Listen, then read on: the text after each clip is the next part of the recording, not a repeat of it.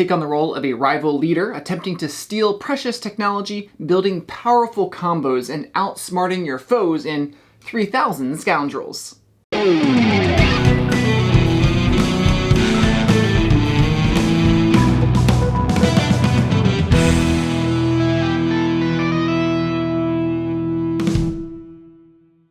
Thank you for joining me here at Tantrum House Studio D. I'm Kevin Delp. 3,000 Scoundrels is a competitive card collection bluffing type game for 2 to 4 players. It takes about 60 to 90 minutes to play.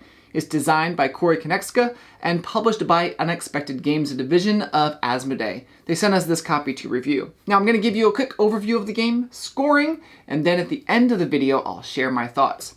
The main game board is divided into 3 main sections: the sheriff's office and jail, the saloon, and then areas here for safes. On your player board, you have areas to play Scoundrels and poker cards. Here's a quick overview of the game. In 3,000 Scoundrels, you can play a 2-day game, which is a shorter game, or a 3-day game for a game that takes a little bit longer. There are 4 rounds per day. Each round, players simultaneously play a poker card face down to their player board. This is the planning stage. Then in turn order, each player will use abilities and then purchase a Scoundrel, or use a sheriff's office based on the poker card they put down. Once the game is over, you count up points to see who wins. Now let's look at a turn a little bit more in depth. You'll activate the ability based on the number where you placed your card, not based on the number of the card itself. You'll also activate any Scoundrels on your board that match the number where you placed the card as well. Other players can send henchmen to the card you just played if they think you're bluffing, those numbers aren't matching. They'll get a point if they're right, and you'll lose a point if your bluff was caught. But sometimes you just have to play a card to a certain spot because it's the best for your strategy. Then, at the end of your turn, you can buy a Scoundrel to add to your board, or you can go to the sheriff's office for a special benefit. Now, the Scoundrel cards are a unique factor in this game. They consist of a trait and a job. They are combined together to make different Scoundrels throughout the game. They offer different benefits that will enhance your play. It's sort of like a card crafting game that you see in games like Mystic Vale or Dead Reckoning. There are enough traits and jobs to make 3,000 different combinations, hence the name of the game, 3,000 Scoundrels. But you really don't have any control on what cards are combined together, putting them together. Now, another big thing in this game are the safes. With the abilities on your board, you'll be able to peek at them to see what the numbers are and also claim them for yourself to place on your player board. You have a limited number of slots, so be wise on which ones you get. At the end of the game, you'll reveal your safes for points, and some Scoundrels also award you points. You'll add these up with the reputation you've already earned during the game to see who wins. While playing the game, it really feels like I'm playing 2 different types of games. One is with the Scoundrels on my board, trying to get the best ones, either for points or the abilities that they provide. And then there's the bluffing part of the game with the cards and the safes. There's calling people's bluffs. Personally, I really like the stuff I was doing on my board with the Scoundrels, activating them for special abilities, because you have 5 slots for Scoundrels. So even if you're playing a short or long game, you won't be able to buy a Scoundrel every single turn. You really have to choose the best ones. Now, the bluffing part of the game I think is supposed to be a big part of the game, but personally I wasn't a big fan of this part of the game. I just wanted more to-wood or different stakes. Basically, I'm sort of risking reputation every time I place a card down in my player board that doesn't match where I place it.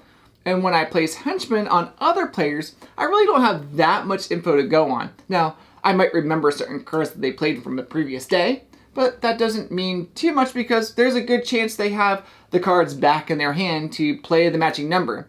Of course, a player playing a card to activate a bunch of their Scoundrels could be suspicious. You do have a limited number of henchmen, so you can't call that many bluffs in a given day. There's also some bluffing when you peek at the numbers on the safes. You place a number token on what you say is the real number, but you could be telling the truth or telling a lie. I think the bluffing is the biggest way there is player interaction in this game. Players could take the safes you want because you were bluffing on what the numbers really are, and then the bluffing with the cards you are playing, and players might call you out on it. Now, safes seem like a big part of the game, but personally thought they weren't as important as the Scoundrels. Each area in the main game board tells you what the point spread will be for the safes. Like in the depot, it will be 3, 4, or 5 points, but in the laboratory, it ranges from 2 to 7. You can only get at most 3 safes in the whole game, so the worst you could do is get like 6 or 7 points, and the best is 18 points if you're extremely lucky. It didn't seem like it was really worth scouting and wasting the time. I usually skipped the scouting and just randomly claimed one. I spent more of my mental energies on the Scoundrels themselves. Now, another fun thing you can add to your game are the player powers. Each character has 2 that you can choose from. After your first game, I definitely recommend adding these to your game. Well, let's move to the art. I like the combination of the technology mixed with the Western theme. I think the art really enhances the theme. There are fun comics on the backs of the player boards, and of course, all this art shines on the Scoundrel cards. It's so fun to see how the cards look after the clothing is added to the character. Now, this is the 3rd game from Unexpected Games that I played. There was the Initiative, then Voices in My Head, and now we have 3,000 Scoundrels. I noticed that for each of these games, Corey, as the main designer, has combined different board game mechanisms together to make a unique game experience. The Initiative was a campaign-style game and has this Wheel of Fortune thing going on with revealing letters and trying to code break, combined with playing numbered cards at the right time. And then there's Voices in My Head, was sort of a one versus many game that has this 3-dimensional board that players are pushing tokens around. Now, I think my current rating is the Initiative is still my favorite. I really liked the puzzly nature of that with the code breaking. And then actually second now is 3,000 Scoundrels. Voices in My Head is at the bottom for me. I think you'll like 3,000 Scoundrels if you like card management type games and bluffing. Even if you aren't a big fan of bluffing, you might still want to try it out because you can play the game with not really being involved in the bluffing aspect of it if you don't want to. To me, the card crafting the Scoundrels is what makes this game truly is set apart from a lot of other games out there.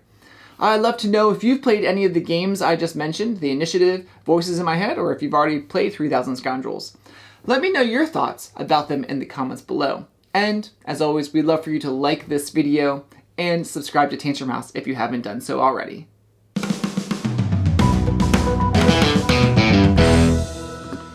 Take on the role of a rival leader, attempting to steal precious technology, building powerful combos, and outsmarting your foes in 3,000 Scoundrels. Upside down. Upside down.